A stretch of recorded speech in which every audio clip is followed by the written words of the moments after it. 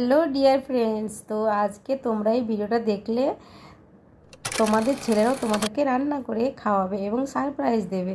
তো দেখো, আজ আমার ছেলে আমাকে macaroni pasta white sauce pasta বানিয়ে খাওয়াবে।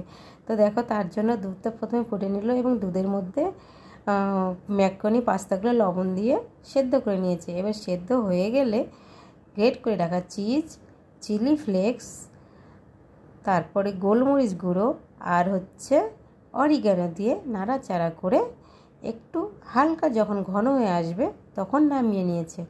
কারণ বেশি ঘন করে নামাবে না, কারণ একটু আগে নামাবে, নাহলে একটু শক্ত হয়ে যাবে। আর নরম করে নামালে তোমার পরে একটু হালকা হালকা ওই গ্রেভি গ্রেভি থাকবে, তখনই নামিয়ে নেবে। তো এইভাবে তোমরা একবার অন্তত বাড়িতে ম্যাকারনি পাস্তা বানিয়ে খাও।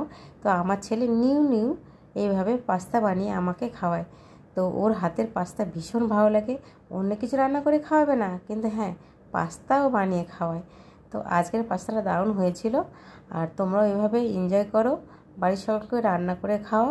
আর তোমরা ছেলেরা যারা দেখছো, প্লিজ মাদের এইভাবে রান্না করে খাও, মারাও ভীষণ খুশি হবে। আর যদি ভিডিওটা ভালো লাগে, প্লিজ একটা লাইক করে দিও। নেক্সট ভিডিওর জন্য অপেক্ষা করো।